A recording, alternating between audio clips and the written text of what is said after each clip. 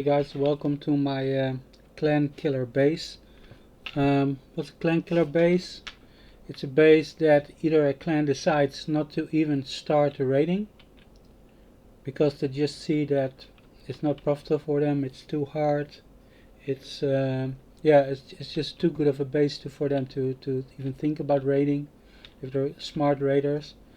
Or they try it anyway and they just lose so much resources on you that either halfway through they realize that they are wasting their time and being stupid, or they just finish a job but they lose so much actual uh, yeah um, explosives, rockets, C4, whatever, that they end up like you're ending their raiding spree and they just don't have any resources left to just to go on to the next base and the next base.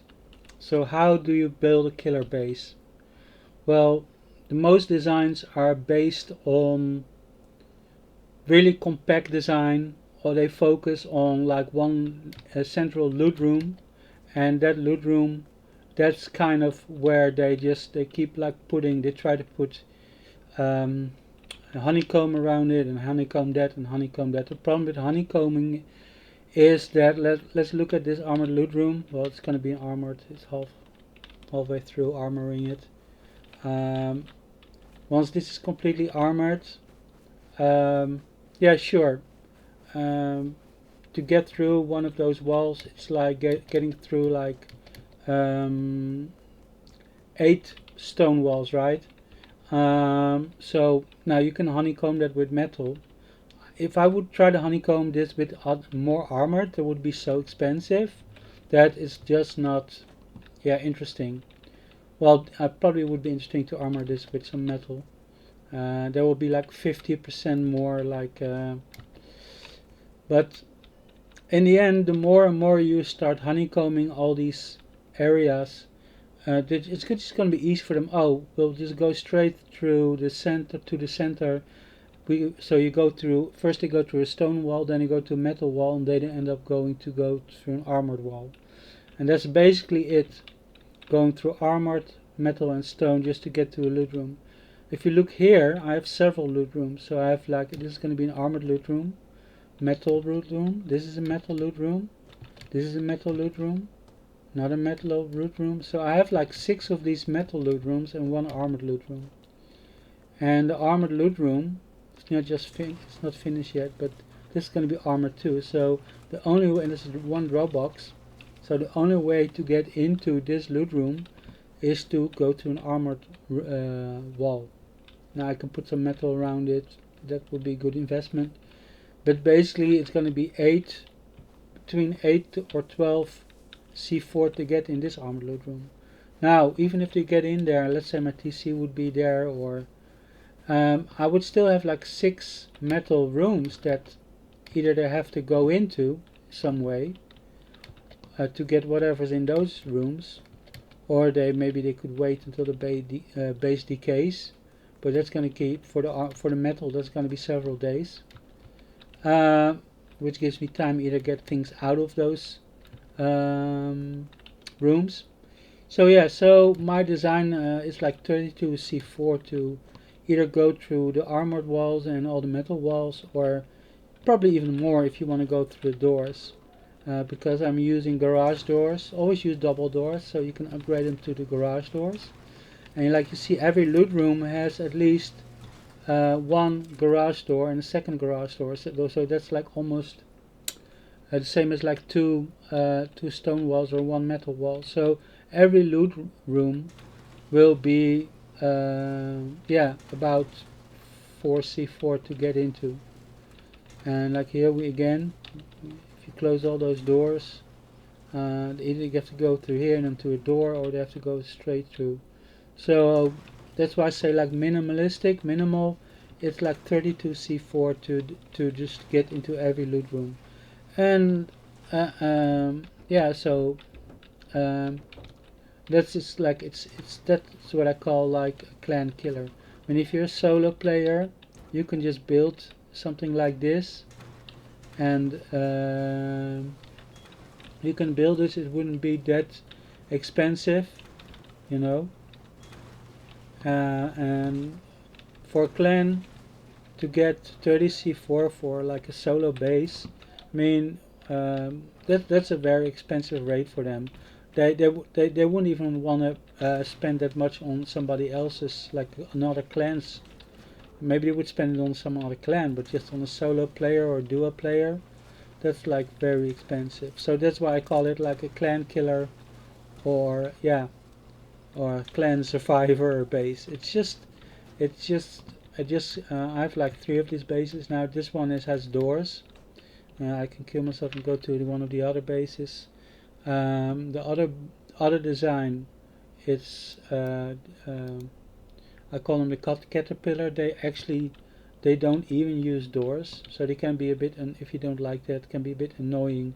But they're cheaper because I can just have like a stone base, and then with 6 metal loot rooms and 1 armored loot room. It's a bit cheaper to build uh, than um, than the other design, because the other design you will have to think, you need that extra armored, need not armored, that extra garage door, and yeah, maybe you want like some metal around it, or you just want to make sure that it's hard to get into the loot rooms when they have like garage doors. So like you see here, this is just a metal loot room. This is a metal loot room. This is a metal loot room. This could become metal loot room, and this is just like the walkway where you can walk. This is a metal loot room. Metal loot room. So I mean it's like 1100 for one of these rooms, 400 for the drop boxes. So yeah, it's like 1500 metal, and you have a loot room that a clan has to spend 4C4 on getting through. So you can make this as big as small as you want. I would say at least like 6 maybe loot rooms, just to make it a bit challenging.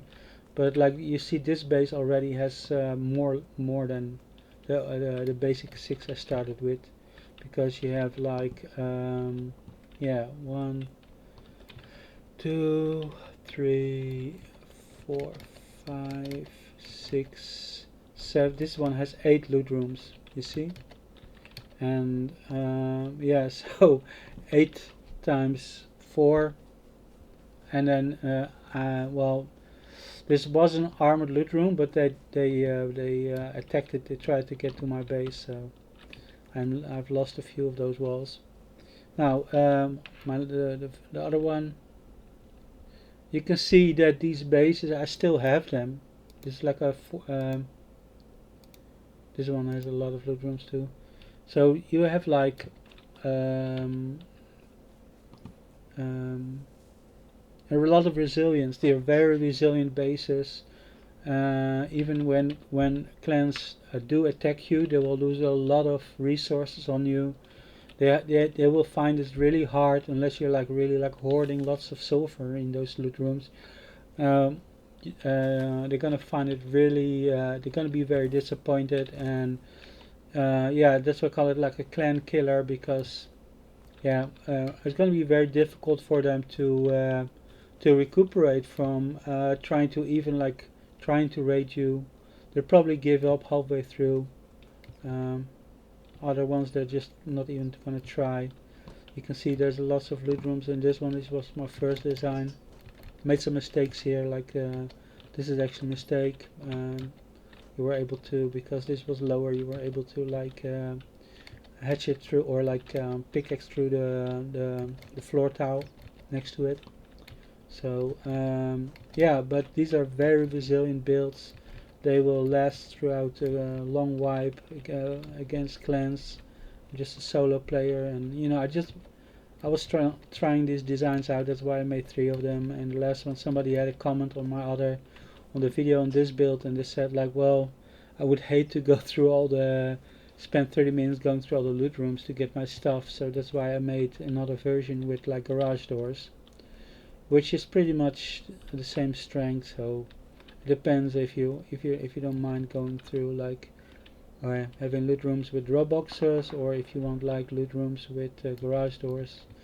is basically the same.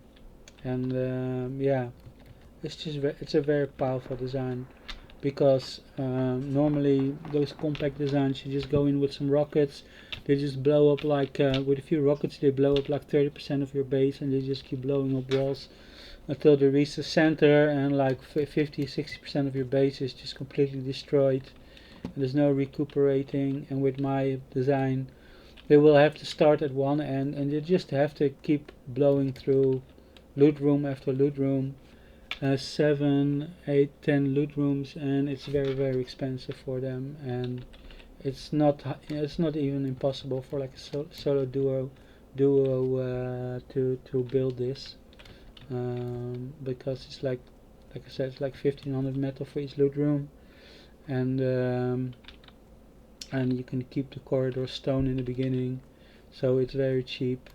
Yeah, we would 6 times 1500 metal, and then you need like 150, like say 150 to 200 high core for like one armored loot room, and yeah, some a bit of stone. So it's very easy to build. Anyway, I just want to make this really quick explanation of these builds. I hope you like it, and hopefully you try to use this. I've been using these kinds of base for a long time, been very successful in making bases that are very resilient even for clans. Very hard for them to try to get rid of me. Like you see, there's like most of the bases, they're all gone. I'm one of the few that are surviving the all these raiding going on, and I'm just a solo. I have a friend who joins in and just helps me out with like getting some stuff once in a while, but I'm mainly like a solo player. So having these bases, it's really it just shows that they're really strong and powerful, and they can survive against clans. Okay, have a beautiful day, and yeah, good luck with the design, and yeah, hopefully leave some comments if you're successful with them, or you have some other ideas. Okay, bye bye.